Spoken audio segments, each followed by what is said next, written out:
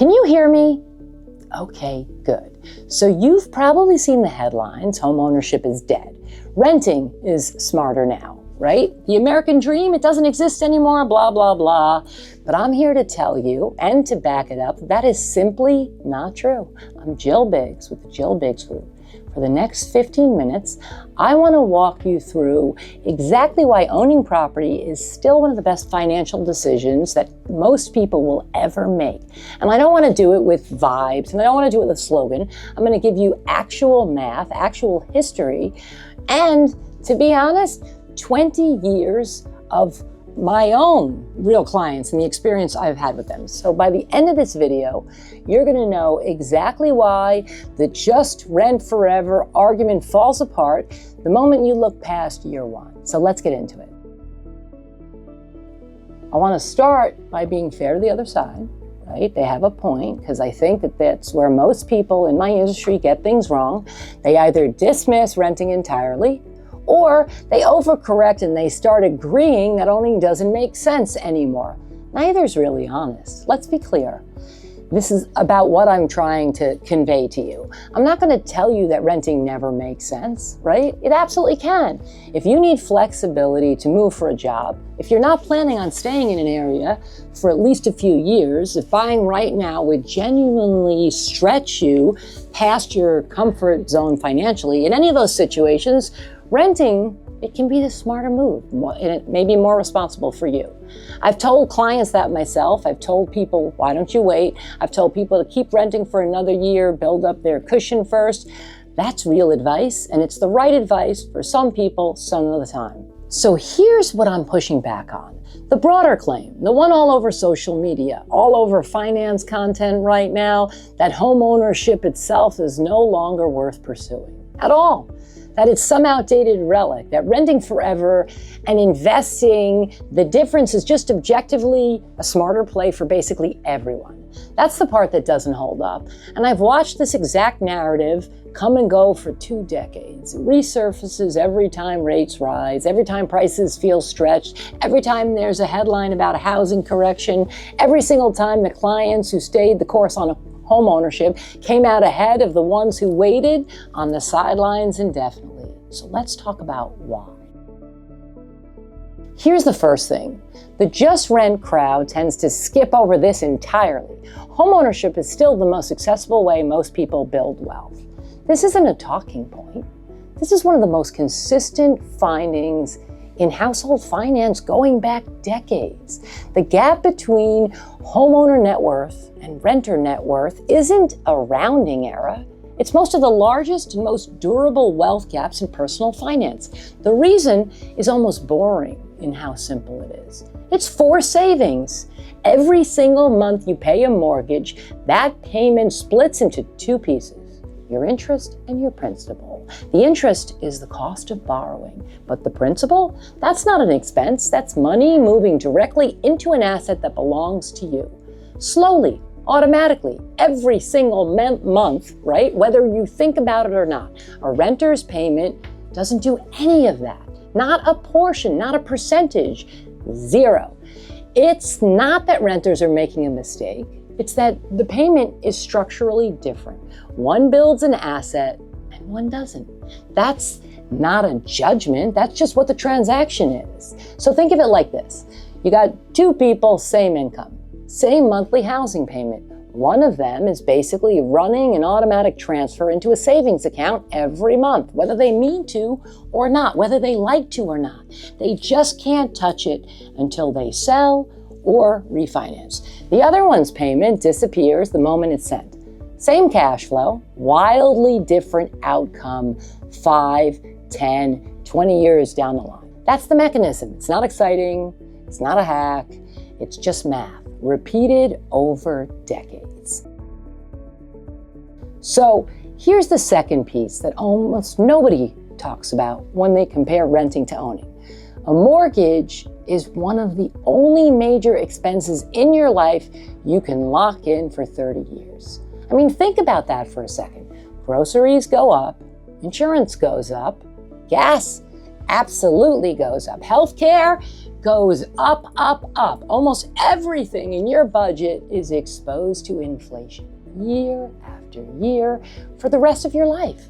But a fixed rate mortgage is the exception. You lock your principal and interest payments the day you close. It doesn't move, right? Not next year, not in 10 years, not in 25 years. The number on that bill in year 1 is the same number in year 29, right? Rent has no such ceiling. It resets every year, right? It's like taxes or every lease renewal based on whatever the market will bear at that moment. Sometimes that's a small bump. And sometimes, especially in a market that's tightened up, it's a number that makes you rethink your entire budget. This compounds. In a high-cost market, like Hudson County is a perfect example, the predictability isn't a nice to have, it's the whole game. I have clients who locked in their payments 5 years ago, who are today paying meaningfully big, less, right? Less amount for their home than a renter down the street is paying for a comparable unit. Same neighborhood, same square footage, very different monthly numbers. So the renter's payment kept climbing. The owners didn't move at all. The gap doesn't shrink over time, it widens. So let's talk about the part people assume requires a booming market to work, appreciation. Here's the truth. You don't need a boom for this to matter. You don't need a hot market or a bidding war to run up prices. Even modest, steady appreciation, the boring, unremarkable kind, does something powerful when it's applied to a leveraged asset. What do I mean by leveraged? You put down a fraction of the purchase price, say 10 or 20%, but you benefit from appreciation on the full value of the home, not just the place you put in it. That leverage is the entire reason real estate has historically been such an effective wealth builder, right? For regular households, not just for investors. People always ask me, what's the best time to buy? Honestly, the best time to buy is now. Right? I've had to say that over and over again. The best time to buy is now, whenever you're buying, right? So there's genuinely no comparable renter strategy that replicates this. You can't lease an apartment and get leveraged exposure to the building's appreciation. That opportunity simply doesn't exist on the rental side of the ledger. Certainly not for you as the renter. It's exclusive to homeownership. And it's compounding quietly in the background on top of the forced savings we already talked about, on top of the payment stability we already talked about. 3 separate wealth building mechanisms stacked on top of each other, running automatically every single month. That's not hype. That's just how assets work. And for those of you that maybe finance is not your thing, right? Having somebody forcibly get you to save your money every single month, right? It's like taking a spoon of sugar every day, putting it into a glass. At the end of the year, you got a shit ton of sugar, right? Same thing. Now here's where I think the renting is smarter content actually gets the most misleading. It almost always makes the comparison in year 1. Year 1, you have your closing costs, you got your down payment, you have some maintenance, all in one lump. And compare that to lower monthly rent, and sure, on paper, in year 1, renting can look like the clear win. Nobody buys a home for 1 year, and almost nobody rents, yeah, for exactly that one lease, right? And then reevaluates their life decisions. You stretch that same comparison to 7 years, 10 years, 15, and the math doesn't just tilt. It shifts hard in favor of homeownership. Why?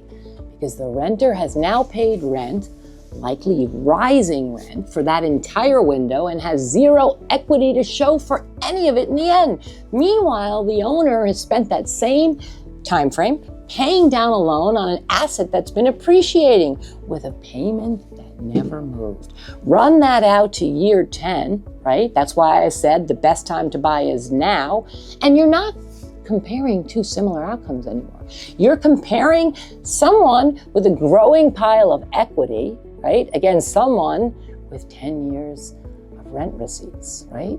This is the single biggest blind spot in the just rent and invest the difference argument. It almost never accounts for the full-time horizon most people actually live in their house, right?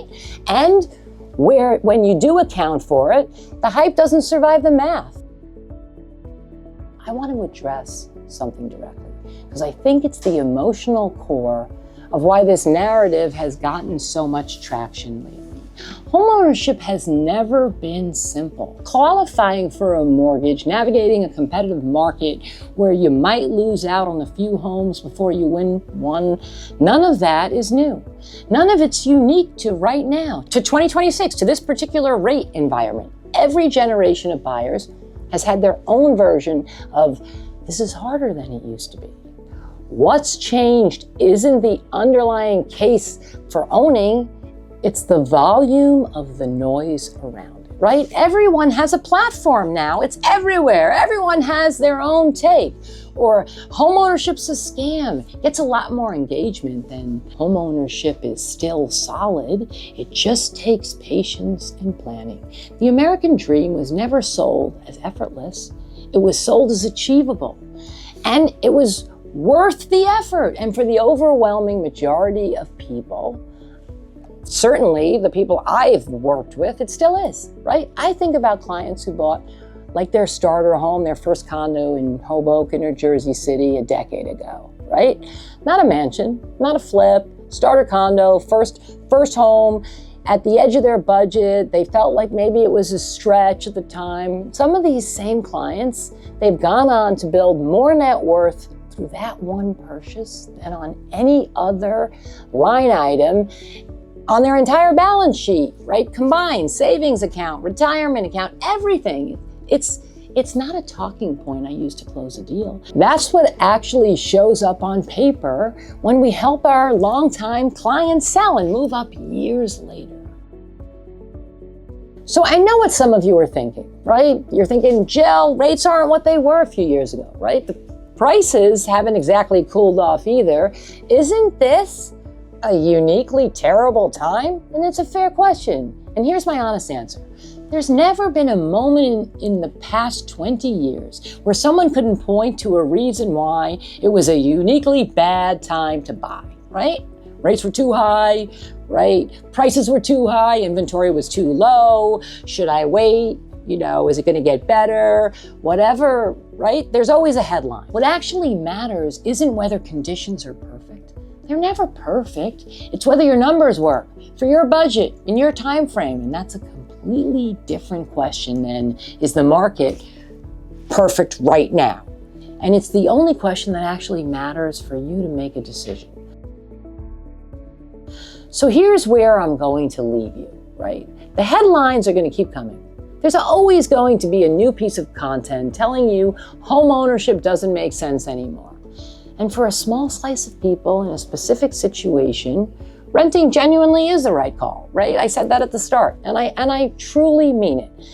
But if you've been on the fence, not because your numbers don't work, but because of everything you've been hearing online, all the noise around you, I would love the chance to actually show you your numbers, not generic numbers, right? Not headline numbers, but your real budget, your real market, your real timeline. Reach out to our team using the link below. We'll sit down, we'll run it together. We'll show you exactly what homeownership looks like for you. So I'm Jill Biggs with the Jill Biggs Group, and thanks for watching. And don't believe the hype.